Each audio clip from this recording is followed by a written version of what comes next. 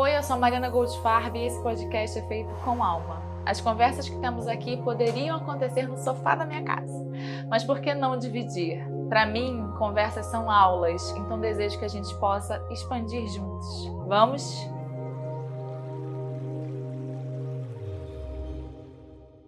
Gente, no Com Alma de hoje, eu tô recebendo a minha querida amiga, uma pessoa que eu admiro, que me empodera, que eu olho e eu me inspiro, que acabou de ser mãe pela segunda vez, mas que, para além disso, é uma mulher incrível de princípios, valores e conceitos.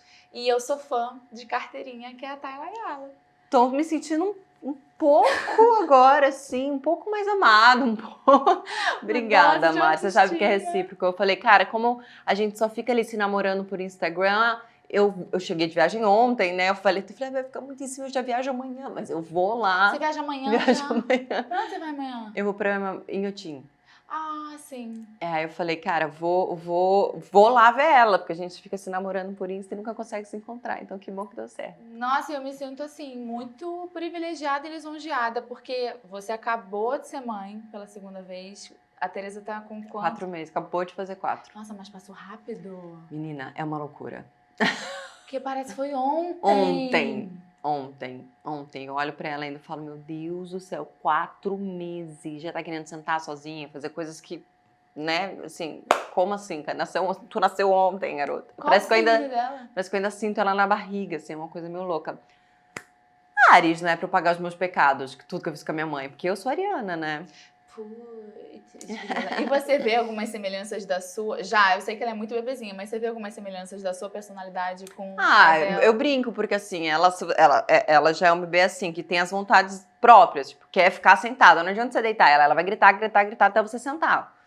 Tipo, com 4 meses, ela, sei lá, porque agora ela quer que você fique andando com ela pela casa, ela não quer ficar paradinha mais, tipo, ela quer ver as coisas, ela é muito curiosa, então, tipo, você fala, não, agora eu cansei, filha, a gente vai ficar sentada, ela grita até se levantar e andar. Então, assim, eu brinco, né, eu falo, meu Deus do céu, já é uma mini Taylinha. Quê? Mini Taylinha. Já até conseguiu o que quer. A minha mãe sempre falou que quando eu for mãe, eu vou entender e eu vou ver o que ela passou e o que ela passa. Essa é a frase que só faz sentido depois. Porque essa é a frase que dá um ódio a vida inteira da sua mãe de falando aquilo. Eu falava, ai, mãe, que saco, não vou entender, né? Fala a mesma coisa, mas você entende? Puta que o pariu. Muito. Então essa praga de mãe não é praga de mãe, isso é verdade. Amor, não tem nada mais verdadeiro. Em todos os sentidos, assim. Principalmente da história do amor. Você só vai entender o que é amor de mãe quando você for mãe. Você só vai entender, tipo, porque realmente é algo que você não tem dimensão. Não tem como ter dimensão até viver, até experimentar. Porque, assim, ok que a gente ama as nossas mães. E sim, a gente ama as nossas mães. Mas é outro patamar, é outra coisa. Então, realmente, a gente só sabe depois que vira mãe mesmo. E é muito louco. Você acha que, assim, você só conheceu o amor mesmo, de fato, depois que você teve teu primeiro filho? É outra... Eu falo que é outro departamento. Quando o Chico nasceu, que eu olhei pra ele, assim, né? Que eu não tive muita relação com a barriga, né? Nenhuma das duas. Como assim? Eu não fui aquela grávida que, tipo... Romantizou a barriga. Que consegui ter essa relação, assim. Do Chico, eu tive uma depressão durante a gestação, né? Então... Eu tava odiando tudo, né? Eu tava passando muito mal, tava muito triste, tava muito, enfim, mal. Eu tive uma depressão mesmo, que fiquei ali, medica, não medica, tentando fazer todas as opções alternativas, porque eu tava grávida e não podia ser qualquer medicação. Tipo acupuntura, holístico, terapias, óleos, coisas. Tudo isso você tentou fazer. Tudo isso eu tentei fazer. E acho que ajudou. Né, eu fiquei ali 4 meses na cama, de cama mesmo, e depois disso, enfim, a depressão foi até o final da gestação, mas foi um pouquinho melhor, assim, eu fazia terapia quase todos os dias. Teve semana que eu fazia todos os dias. E me salvou, foi o que me salvou, assim. Então, realmente, eu não consegui ter uma relação com a barriga, e um dos grandes medos dessa fase, dessa depressão, era justamente...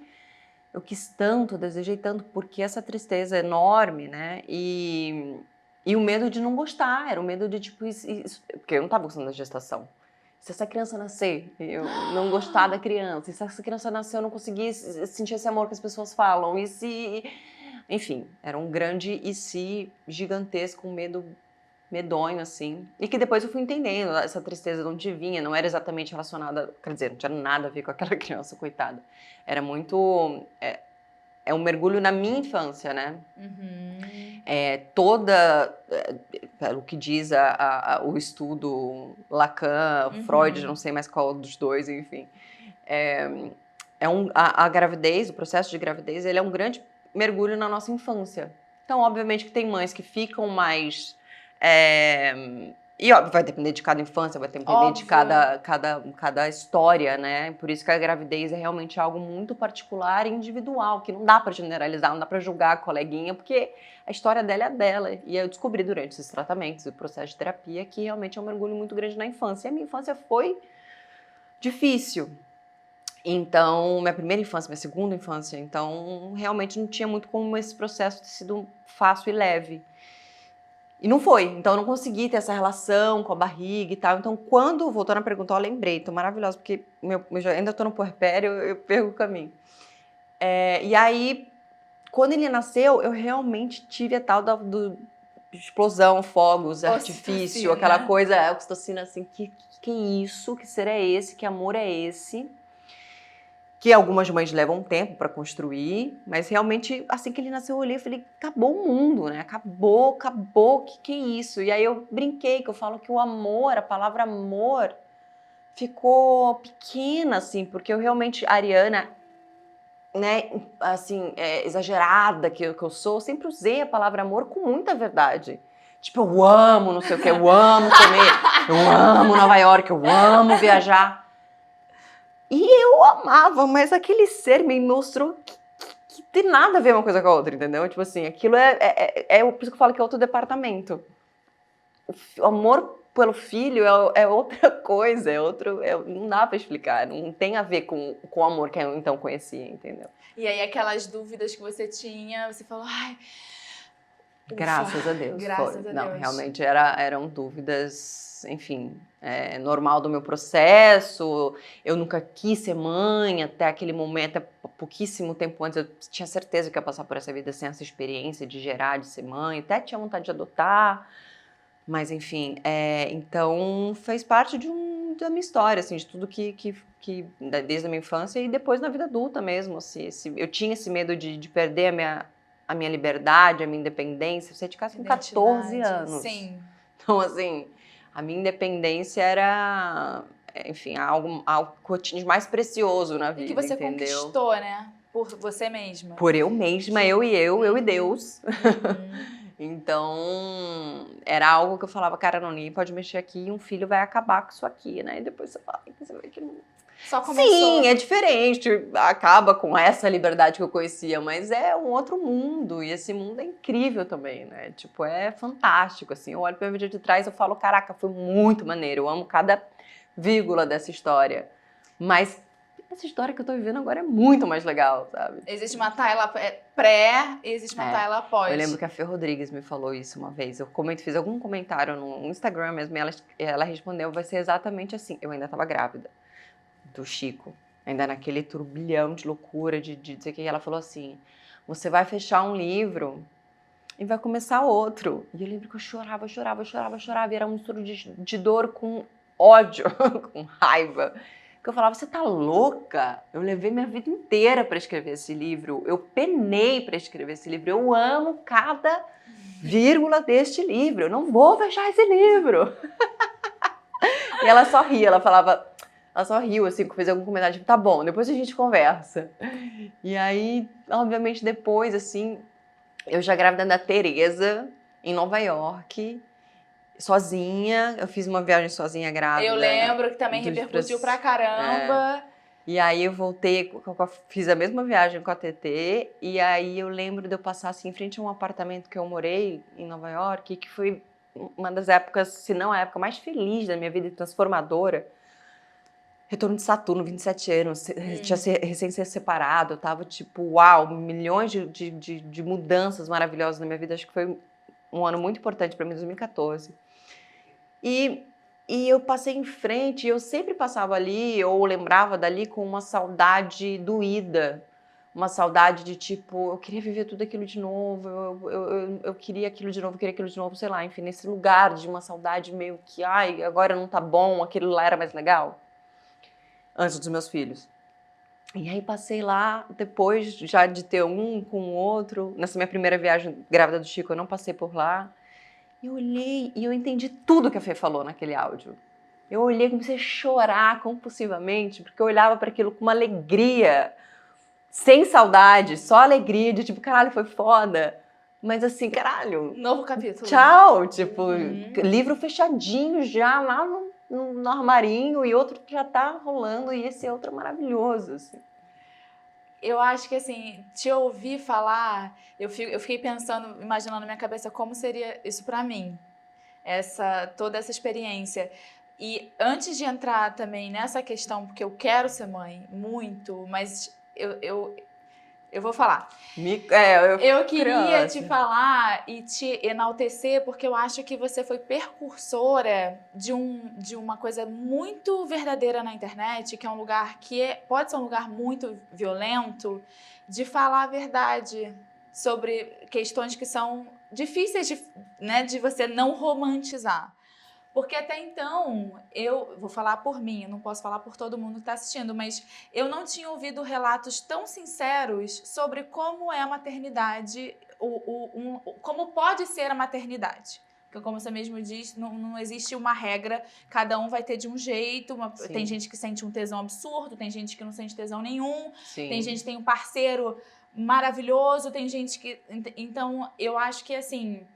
Te ouvir nesse lugar e ler as coisas que você escreveu, a maneira como você se comportou, como você encarou o assunto, foi tão inspiradora. E eu acho que eu comecei a te enxergar também num lugar mais humano.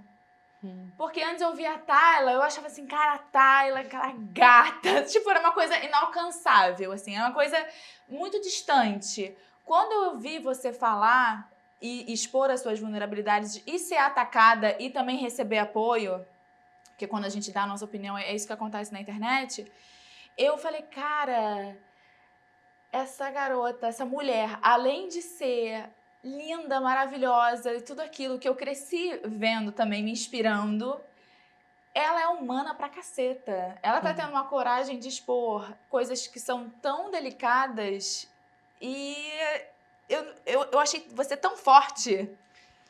Então, mas ó, nesse meu processo da depressão, na gestação, foi assim, gente, eu nunca tinha tido depressão na vida, tá? Era algo assim, pra mim era doença... Você nem entendia. Não, nem entendia. Pra mim era uma depressão, inclusive, me perdoem, tá? Que assim, a minha irmã, eu tenho uma irmã que toma remédio há muitos anos. Mesmo assim, eu sempre tive preconceito. Pra mim era uma doença de gente que não tem gratidão. Ah, não tem gratidão, porque olha a vida. Tá reclamando do quê? Tá reclamando do quê? Que eu canso de escutar no meu enfim. Ou pouca fé. Ah, não, quem tem Deus... Não, tem pouca fé, enfim, eu já julguei de algumas formas muito erradas. Então, quando eu passei por isso, assim, foi muito ruim. E o que deixava mais ruim, fora o fato de novo, porra, todo mundo chegava pra mim e falava, você tá sagrada, não tem um momento mais lindo, isso aqui, eu odiando aquilo. Então eu pensava, caramba, que ser ingrato, que ser horroroso que eu sou de estar sentindo isso.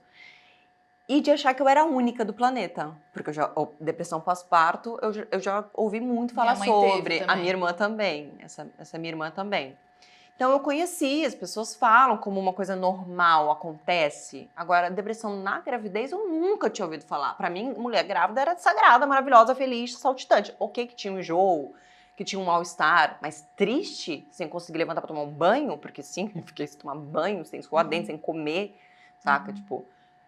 Eu nunca tinha ouvido falar. Não que não existisse, talvez, essa informação, né? Mas, assim, desse excesso que você falou, de uma pessoa próxima falar sobre, de uma pessoa grande, de visibilidade grande falar sobre. Então, eu não tive acesso. E, obviamente, se eu não estava levantando para tomar banho, eu não estava pesquisando sobre, né? Então, isso, obviamente, veio através dos tratamentos que eu ia fazendo. Calma, é normal, acontece, você não tá só... Mas faltava esse lugar de escuta, de me sentir menos monstro. Então eu já estava ali no fundo do poço, porque era essa sensação assim de escuridão. E a cada vez que eu falava, eu sou a única, eu sou uma monstro, eu sou horrível, eu só me afundava mais. Então eu não consegui falar durante esse processo, até porque eu não estava nem entendendo o que estava acontecendo. Eu fui falar sobre muito lá na frente, eu já tinha parido, eu já conheci o maior amor do mundo, eu não tive um problema de puerpério, não tive depressão pós-parto. Deus que me livre, Deus foi bom comigo, né? Falando, coleguinha, você já penou ali. Então, eu só consegui falar realmente depois que eu tava já bem e analisada, mas justamente no intuito de abraçar essas outras mulheres, porque a vontade que eu tinha e tenho é essa, tipo, deixa eu te dar um abraço, você não tá sozinha, você não é um monstro, você não, entendeu? Então, o podcast, inclusive o Mil e Uma, veio muito dessa vontade de abrir a roda e abraçar essas mulheres para falar, vocês não estão sozinhas, sabe? Pra Assim, rolar uma pra identificação, uma identidade, né? um acolhimento. Primeiro levar informação, a gente tem a intenção, sempre a gente tem profissionais e pessoas para levar a informação. Eu acho que falta, né? E com informação tudo fica um pouco mais fácil. E nesse intuito de dar esse abraço mesmo, assim, de acolhimento. É isso. Assim. E você sentiu que nisso você também recebeu muito em troca? Nossa, a cada troca, o que eu recebi era exatamente isso que eu tinha de retorno. Que bom que eu não tô sozinha, que bom que isso não só aconteceu comigo, eu também me senti um monstro, eu também, enfim, o retorno era o que eu recebi de depoimentos, de DM, de mensagens de mulheres. Nossa. Teve até uma época assim, não lembro qual dos momentos, né, qual dos depoimentos que eu dividi, que eu não conseguia ler, assim, muitos depoimentos. Eu começava e aí eu não conseguia dar continuidade, assim, porque são muitas histórias pesadas e então, às vezes é difícil, assim, de receber, até para você estar forte, para trocar, para devolver coisas boas, né? Mas, assim, é muita mãe. O processo da maternidade, ele é solitário, por mais que você tenha uma rede de apoio maravilhosa, esse processo de gestar, os primeiros meses, é um processo solitário, é o seu corpo, é a sua mudança, é com você. Então, assim. E o bebê precisa de você, né? Ele pode ter, claro, você pode receber o apoio, por mais que você tenha um parceiro maravilhoso, que inclusive queria perguntar como é que foi pra ele também durante esse processo, que deve ter sido todo mundo tá ao teu entorno, tá passando por aquilo com você, né? Claro. Mas por mais que você tenha esse respaldo em casa, o bebê, ele não precisa do pai, ele não precisa da tia, da mãe, da avó, ele precisa só da mãe. Tem Então, o fato dele ainda nem entender que saiu da barriga, assim que nasce. Então, realmente, é um processo de mudança seu, solitário, é um processo seu, assim. E você com o seu corpo? Eu tive anorexia. Então, eu também, quando eu penso em ficar grávida, eu também penso nisso, tipo, tá, mas e o meu corpo? O que vai acontecer com o meu corpo? Como que ele vai receber esse bebê? Será que passam tantas coisas, monstros também na minha cabeça, e eu sei que muitas mulheres, e a sociedade, ela é tão cruel, e as mídias sociais fomentam tanto essa crueldade, porque você tá grávida, você tem que estar magra, grávida, eu nunca vi, né, grávida magra, depois você teve o bebê, você tem que estar magra também. Se você não tiver, você não se cuidou, você não tá pensando na saúde. E tem um monte de questão que envolve. Óbvio que eu não tô falando aqui de ser um problema que possa passar pro bebê e possa prejudicar a mãe, tipo diabetes gestacional e por aí vai. Mas, cara, você tem direito de estar grávida. Eu não sei como que eu vou receber isso, entendeu? Sim. Cara, é um lugar é um lugar de fala complicado, porque eu tenho uma genética magra. A minha mãe me mandou outro dia uma foto, porque comparando eu com a Tereza, né? Me comparando o bebê com a Tereza, e ela com a recém-nascida no colo. Tipo, magra! Porque minha mãe é mais magra ainda do que eu, assim. Ah, sua mãe também. Minha mãe frita o alface e é um palito, assim. E ela me segurando recém-nascido, juro, assim, a perna da minha mãe. É tipo, eu mando essa foto pra vocês. É assim.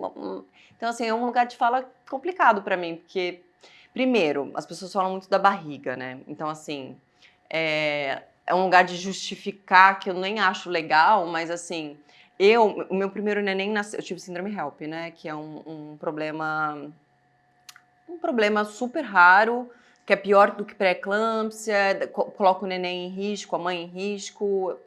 Eu entrei no centro cirúrgico tendo que escolher quem que salvava, né? Ou eu ou o neném, se fosse preciso salvar alguém, se desse pra salvar alguém.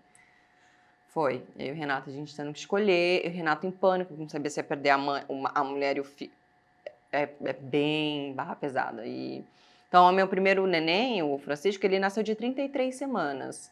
E se você conhecer alguém que já gestou, você vai saber que o boom da sua barriga é das 33 às 39, 40. Sim, total. Eu não tive um barrigão. Já ouvi muito falar disso. Amor, no reta final, a sua barriga vai inflando, inchando. E eu não passei por isso. Ele nasceu de 33 semanas. A minha outra neném, a Tereza, nasceu de 39. Só que ela foi um neném com percentil baixo. Ela foi um neném que nasceu com o mesmo peso do meu neném de 33 semanas. Sim, super abaixo da curva. Porque ainda tá super abaixo da curva, por causa do probleminha do coração. Então, porque ela tinha um problema do coração, eu tive pré-eclâmpsia, eu tenho trombofilia, né? Então, eu tive problema na gestação dela. Amor, causa. Então, eu tive que tomar remédio a gestação toda, enfim. Então, eu também não tive uma super barriga, não tive um super barrigão. Por mais que eu tenha chegado a 39 semanas. Então, além da minha genética, eu realmente não tive aquele boom. Eu ganhei 9 quilos na gestação inteira. Que é o saudável também, né? Considerado entre 9 e 12, é considerado que é o ok. Mas a minha gravidez não foi saudável. Sim. Entendeu? Não foi. Tive a pré-eclâmpsia, tive a toquei que minha pré-eclâmpsia foi lá no finalzinho, assim, mas foi controlada com as injeções não precisa falar o nome do remédio, né? Da trombofilia. Então, assim, um neném pequenininho. Eu lembro que eu tomei pra congelamento. Então, além de, obviamente, a minha genética sempre foi assim, eu sempre fiz dieta pra engordar. Eu fiz a vida inteira, eu fiz dieta pra engordar. Já tomei bomba, tudo pra engordar, porque minha complexidade era da magreza, né? Eu sempre tive... Eu fui usar saia com 20 anos, mas que problema, né? Então, assim, é um lugar de fala complicado pra mim, Não, entendeu? mas é o teu lugar de fala, é esse. Não tem como colocar de outro jeito, entendeu? O que pra você é dessa forma, pra mim é de outra forma. É uma coisa que eu penso e você pensa em outras, mas é bom saber também como que você lidou. Esse não foi a tua questão, mas a tua questão foi outra. Não foi assim. Realmente foi... Tô com o neném de 4 meses, tô mais magra do que antes, saca? Por causa da amamentação também. Que também, né, ajuda. Pra mim, enfim, algumas mães falam, isso é mentira. E não sei, né, realmente até que ponto funciona pra alguns corpos, pra outros não, enfim. Acho que é muito particular, né, de cada um. Mas realmente isso não... meu turbilhão foi tão grande, né, assim, talvez se eu não tivesse... Eu sempre trabalhei com meu corpo, fui modelo, enfim. Então, sempre tive essa relação com o corpo. Então, talvez se eu não tivesse tido tantos outros problemas, isso fosse um problema. Mas realmente era algo que passou longe, né? Dentro de tudo que eu acabei vivendo. E o que você acha que, assim, da Tayla pré, Tayla pós, o que você acha que foi a grande... Tudo bem, agora você é mãe de 2. Mas qual foi a grande mudança sua, você com você, depois que você... Cara, o que eu acho... que eu ainda tô nesse processo e que eu mais... que eu entendi... você vai entendendo alguns propósitos, assim. Eu acredito muito que a vida é um grande propósito, né? Então, assim... E as pessoas que entram na nossa vida entram com propósito, saem com propósito, enfim. E aí, eu tô entendendo muito a relação, por que os meus filhos, como vieram, por que é o egoísmo. Eu me dei conta quanto eu era egoísta. Então, tudo tinha que ser do meu jeito, na minha hora, do jeito que eu queria, o que eu queria. Sim, assustadoramente. E eu sabia um pouco, meus amigos sempre me zoavam, nossa, viajar com a Tayla é tranquilo, né? Tem que ser do jeito dela. Então, assim, mas era num lugar, pra mim, superficial, assim, saca? Então, eu obviamente que eu ainda tô nessa transformação, e às vezes eu dou uma sofrida, quase uma birra de criança, tipo, por que tem que ser assim? Porque eu tenho 2 filhos, agora tem que ser assim. Mas eu percebi que eu acho que a grande transformação na minha vida tá aí. Tá em expandir, em ser mais do outro, em ouvir mais o outro, em estar mais disposto... Menos meu umbigo, empatia, sabe? pelas dores também, né? Engraçado, porque não é só no lugar da empatia. Porque, assim, desde criança eu tenho essa coisa de...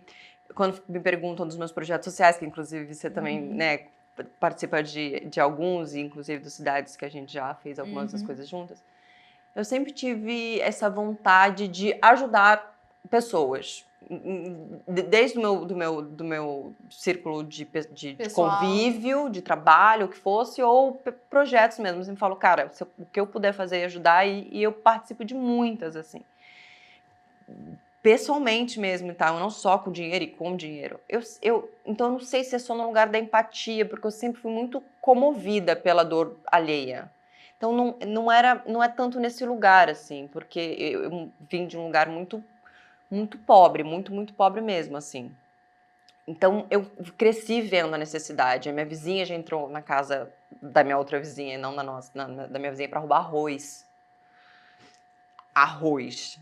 E ela descobriu porque ela começou a perceber, e aí ela começou a marcar o negócio de arroz e sacou, e chegou e conversou com a menina, que era uma criança que roubava para a família, enfim. Eu vim de um lugar, embora as pessoas às vezes não é possível, não imaginava, assim, eu vim de um lugar muito pobre. E aí, então eu sempre tive essa empatia, porque eu entendia aquela falta, aquela dor. Não é esse lugar. É realmente de abrir mão das minhas tuas vontades. É outro lugar, assim, e que sempre foi muito forte pra mim.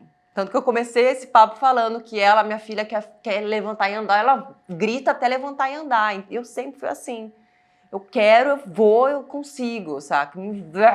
Sem passar por cima de ninguém, claro, porque isso aí veio de mamãe e papai, graças a Deus. Mas deve ser assim, difícil receber ajuda. Uma pessoa assim. é muito difícil. Deve ser muito difícil receber ajuda, ser amada. Tipo, como é que é? Como é que é admitir, permitir que o outro te ame? Eu cansei de falar para os meus amigos, os mais íntimos, por que vocês gostam de mim? Por que vocês me amam? Tipo assim, cansei de... Por quê? Porque assim, os íntimos, que eu tenho pouquíssimos amigos. E porque eu mantenho aqueles que realmente fazem sentido, que eu quero perto. Colegas tenho vários, mas amigos eu tenho poucos, eles sabem, é meu círculo de amizade muito fechadinho, e eu se cansei de perguntar para eles porque eu não entendia. Eles falam, porque você é amável, larga de ser louca. Eu falo, eu não sou amável, assim. Então, acho que esse está sendo uma grande transformação, de entender isso para os meus filhos, né? Deixar essas minhas vontades, esse meu egoísmo com eles, assim. Ainda é desafiador. Com certeza. Deve ser muito. É muito. Deve ser muito. E rola, tipo, um ciúme em casa do teu filho com a tua filha que acabou de chegar? Uma loucura. Uma loucura. Nossa Senhora, o Chico é muito ciumento. Faz uns 15 dias que ele começou a olhar pra irmã. Assim, olha, deu um beijinho outro dia, tem tudo isso gravado, assim, meu Deus, eu vivi pra ver esse momento, que é o dia que ele deu o primeiro beijinho, o dia que ele ofereceu a colherzinha da comida dele na boca dela, foi todas as ações que tiveram, o beijinho, a colherzinha, ele empurrando o carrinho dela, agora na viagem que ele fez isso, empurrou o carrinho dela, e teve mais uma outra coisinha, assim. E então é a coisa mais linda do mundo quando acontece, mas ele morre de ciúmes, então é bem difícil. Não dá pra forçar, tem que ser no tempo. Não, o que minha terapeuta indicou, que eu acho que de novo para cada caso é um caso, mas é deixar a criança participando do cuidado, né? Não é aquela responsabilidade do cuidado, porque meu filho tem 1 ano e 8 meses, mas dar uma mamadeira, quer dar uma mamadeira, quer dar uma mamar, empurrar o carrinho, saca? Tipo, fazer ele participar ali, né? Então, a gente tá tentando por aí, tem funcionado. Tem, super. Ele era masculado com você ou com o Comigo. E também tem isso. Mas é fases. Ele já teve fase de estar grudado no pai, tipo, e fase grudado comigo, e fase mais grudado com a babá do que comigo. A espiritualidade, pra mim, eu acho que ela me levou pra lugares de conhecimento, que eu fui procurar estudar, que eu fui procurar me compreender melhor através de um livro, de um curso, de alguma palavra, de uma pessoa que entenda. E eu acho que foi um caminho também que eu encontrei de me conhecer mais e de ultrapassar momentos muito difíceis na minha vida. Eu não considero que eu tenha uma religião em específico, eu acho que a palavra religião, no meu entender, ela mais aprisiona do que liberta. Acho que muitos dos nossos conflitos mundiais vêm daí. Mas, assim, a espiritualidade já me salvou em muitos lugares. E eu gosto de ver tudo, assim. Tem coisa que eu acredito do candomblé, tem coisa que eu acredito do evangelho, tem coisa que eu acredito da igreja católica, tem coisa que eu acredito do judaísmo. Então, eu pego várias referências. Eu queria te ouvir, você fala sobre isso também abertamente. Eu queria te ouvir como é que foi a tua espiritualidade, ainda mais nesse momento tão difícil que você passou, nessas duas, assim, tipo, pô, Deus, ok, né? Mas 2 vezes passar por isso, que teste, porque ainda fica pensando, o que você tá querendo me mostrar? Quando tem uma coisa acontecendo assim na minha vida, Muito. assim, o que você quer me mostrar? O que eu não aprendi? O que eu não aprendi ainda, total. E eu acho que essa parte do egoísmo, eu tenho a resposta hoje clara por conta da minha fé, porque eu também não gosto da palavra religião. Se você me perguntasse se tem uma religião, tenho, que é cristã. Não me identifico 100% com a católica, não me identifico 100% com a evangélica. Hoje frequento as duas, frequento um pouco mais a evangélica, mas eu sou cristã. Eu acredito em Cristo, assim, e respeito todas. Eu já fui espírita, meu pai se matou, né, quando eu tinha 17. E até então eu era católica, né, cresci na religião católica, fui batizada, comungada, fiz crisma, fui parte do grupo de jovens, fui coroinha, fiz tudo. E sempre curti muito, era por causa dos meus pais, né, a princípio porque eles eram católicos, mas eu era apaixonada, amava o grupo de jovens, amava estar ali, então assim, foi para além deles, frequentava mais do que eles depois. E quando meu pai faleceu, se matou, eu falei, peraí, o católico fala que meu pai vai pro inferno e que eu nunca mais vou ver meu pai, acabou pra ele. Não aceito, entrei num lugar de negação e fui procurar outras religiões. Fui pro espiritismo, do qual eu acredito muito, assim, acho que a reencarnação, eu fico, meu Deus, como é que pode não existir reencarnação? Se eu acredito em propósito, a gente vem com... Enfim, aí fui pro espiritismo, fiquei um tempo estudando ali, eu tenho uma mediunidade avançada, enfim. Não quis dar seguimento ao meu estudo, porque começou a ser muito perturbador pra mim, a minha mediunidade, aí eu meio que me afastei. Desculpa perguntar. Cara, vou te falar, vou te contar uma história. Eu, ainda no início do estudo, tentando me conectar com meu pai, comecei a fazer na minha cabeça era uma oração pro meu pai. E, cara, eu morava num apartamento em São Paulo, apagou a luz, do nada eu fazendo minha oração lá, apagou a luz. Aí eu falei, normal, apaga a luz. Aí voltou a luz, apagou a luz, voltou a luz, apagou. Eita! Durante, sei lá, umas 3, 4 vezes. Aí eu tava na sala de casa, era um apartamento pequenininho. Então eu só fui pra varanda e vi que só meu apartamento estava com a luz apagada. E o que acontece? Eu comecei a orar pra um suicida. E você chama vários outros espíritos que estão ali vagando, perdidos, enfim, ruins. Porque, teoricamente, é uma decisão, né? E eu tive que... Depois disso, o centro foi em casa fazer limpeza, tipo, 7 dias, assim. Porque, enfim... Aquilo foi muito assustador, assim, pra mim. E eu eu sinto... Quando meu pai faleceu, eu sabia que ele tinha falecido. Porque eu senti a presença dele no meu quarto. Eu tava assistindo Jô Soares, na casa da minha sogra da época, que a gente dormia em quarto separado, eu e meu namorado na casa dela. E eu tava dormindo, e eu sempre tive muito medo. Desde pequena eu vejo, sinto... Tinha muito medo. Quando eu era criança tinha um ser que me seguia, ali eu falava pra minha mãe me ajudava a orar, enfim. Porque eu sempre tive essa mediunidade. E aí, quando ele faleceu, foi a primeira vez que eu senti, assim, a câmara aqui, a porta ali, e eu senti um ser ali no meu pé. E eu falei em voz alta, não pode ficar aí me olhando, eu não vou ter medo de você. A minha sogra, que era espírita, que era quem me levava pro centro na época, que me levou, porque eu ainda não ia na época, ela abriu a porta e falou, tá tudo bem? Aí eu falei, tá tudo bem. Ela falou, tá bom, coisa me chama. Beleza. Aí deu o telefone, tocou na madrugada, assim, umas 3 da manhã. Aí meu namorado, né, na época me pegou, falou, vem aqui pro meu quarto. Eu falei, meu pai, é meu pai, o que aconteceu com meu pai? E eu via meu pai morto no meio do mato. Aí ficou um pouco pesado o assunto.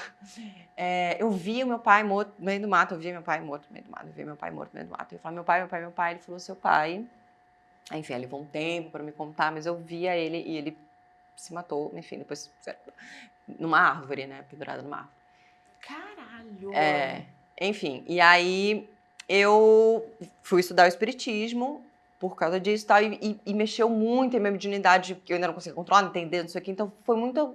Muita coisa. Fiquei com medo mesmo, não quero mexer nisso, deixa isso aqui e tal, e me afastei. Eu morei muito tempo na Ásia depois disso ainda, então conheci um pouco do hinduísmo, do budismo, da cabala, até tenho tatuado. Então, assim, eu sempre eu gostei, acho a religião complexa, né? Porque realmente é o que você falou, é um dos grandes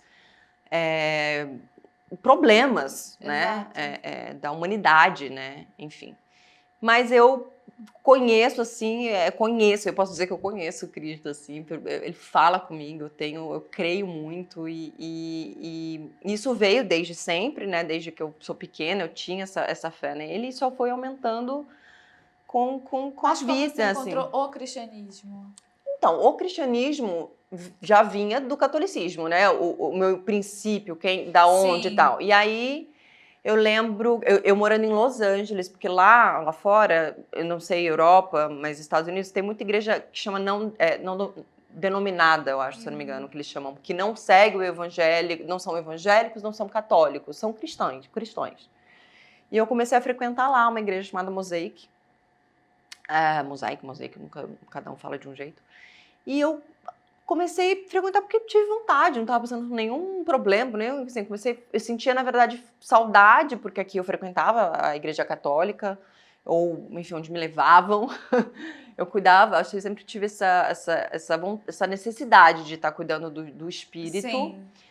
E lá comecei a frequentar e estudar e ter revelações e ter umas coisas muito loucas. E um dia eu vim pra cá e uma mulher que trabalhava comigo na minha agência falou, que insistia muito, a Carlinha falava, cara, preciso levar pra minha igreja, preciso levar pra minha igreja, preciso levar pra minha igreja. E um dia, do nada, eu voltando de Los Angeles, eu falei, tô precisando, me leva. Tava com minha vontade. Isso, que dia que é? E era uma terça-feira quando eu chamei ela, falou, é hoje. Eu falei, hã? Porque sempre é final de semana, né? Eu falei, é hoje, o culto que eu quero te levar é hoje, terça-feira e tal, não sei o que. Eu falei, tô indo, vou. E foi muito louco, porque não é uma igreja que eu frequento. Era realmente um encontro, tava ali me esperando. Porque eu lembro que eu assisti o culto inteiro meio julgando, assim, aquele povo gritando. Meio, o que eu tô fazendo aqui? Julgando mesmo.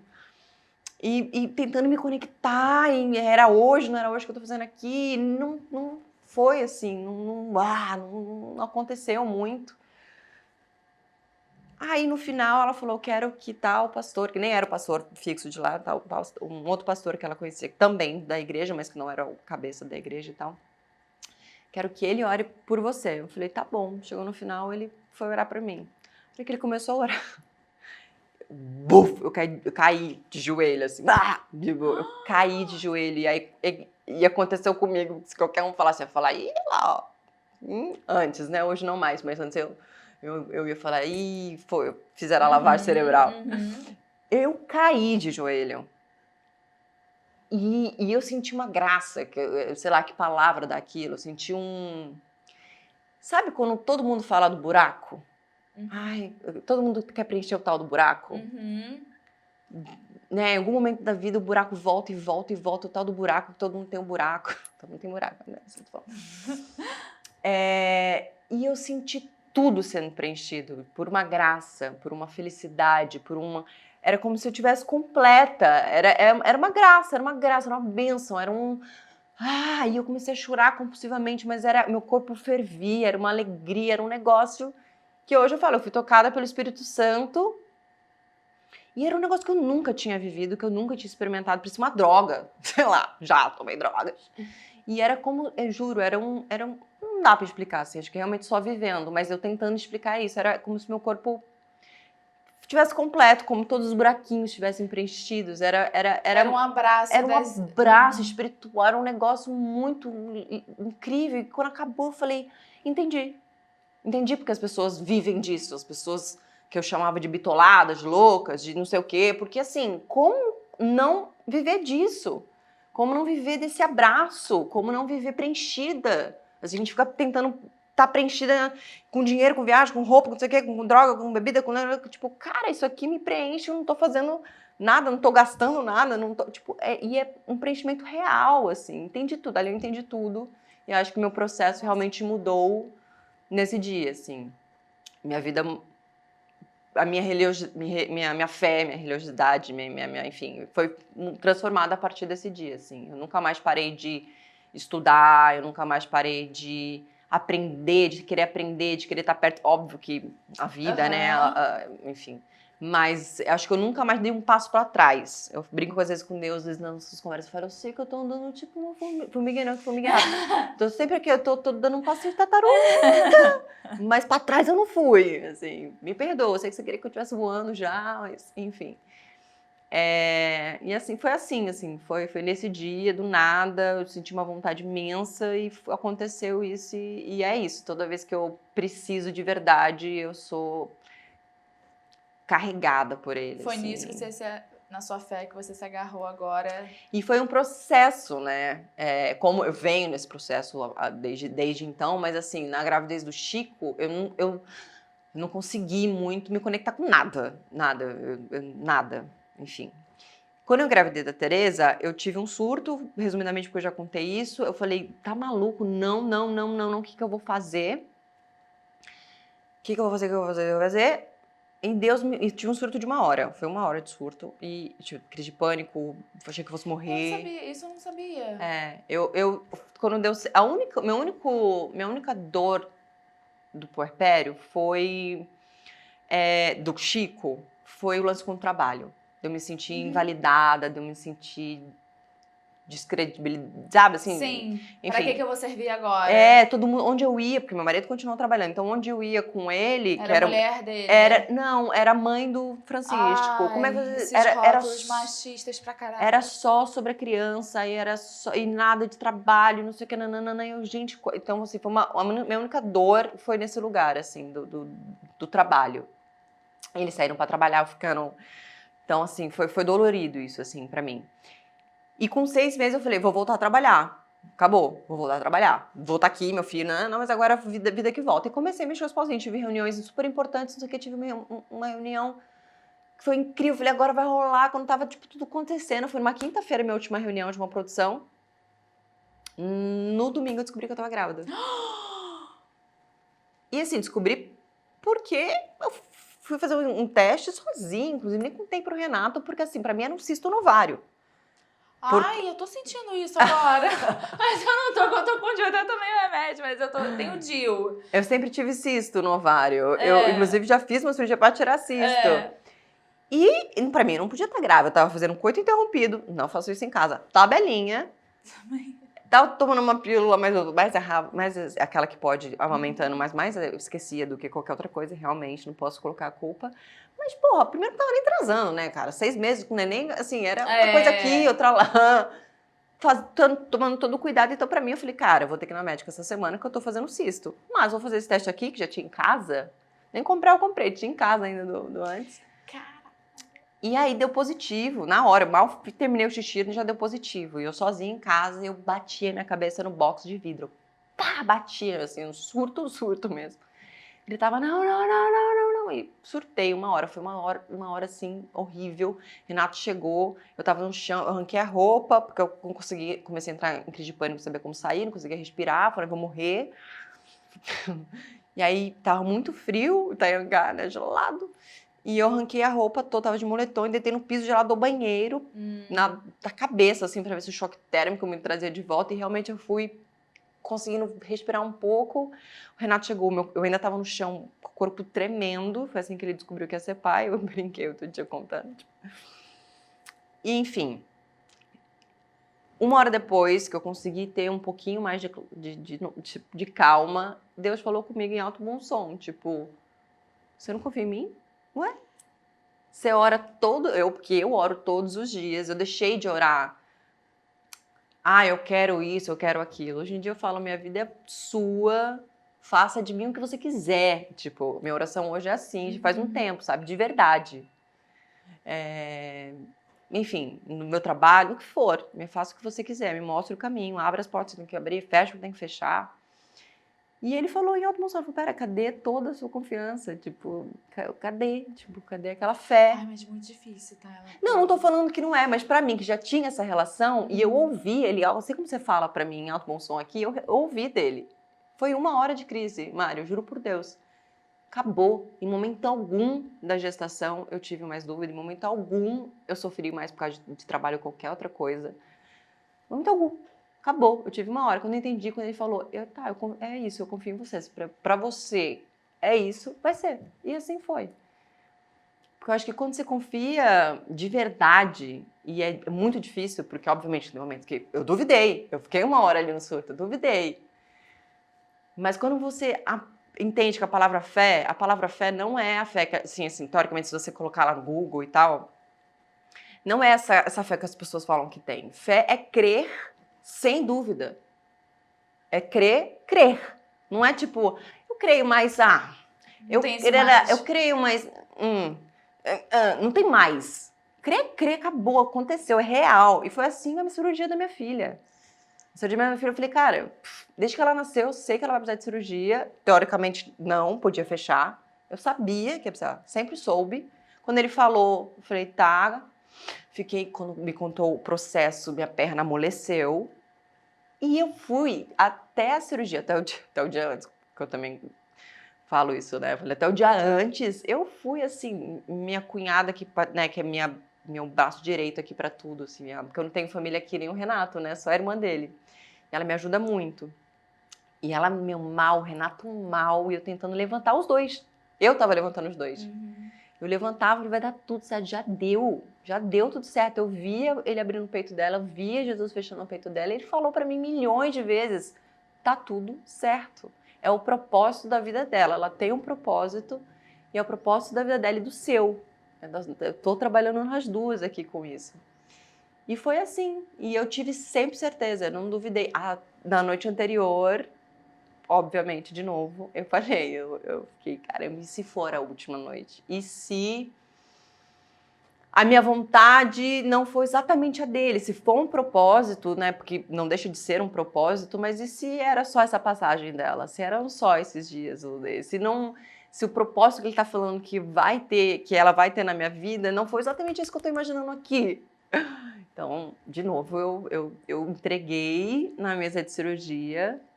Fui eu que deixei lá, não. Foi o pior momento da minha vida. Entregar ela no centro cirúrgico. Nenhuma mãe, assim, devia passar por isso. Porque você entregar aquele serzinho desse tamanho, porque ela é muito pequenininha, né? Naquela maca. E é isso, é uma cirurgia no coração. Você realmente não sabe se vai pegar a tua filha de volta, assim. Então, foi muito difícil. Mas eu entreguei com muito medo.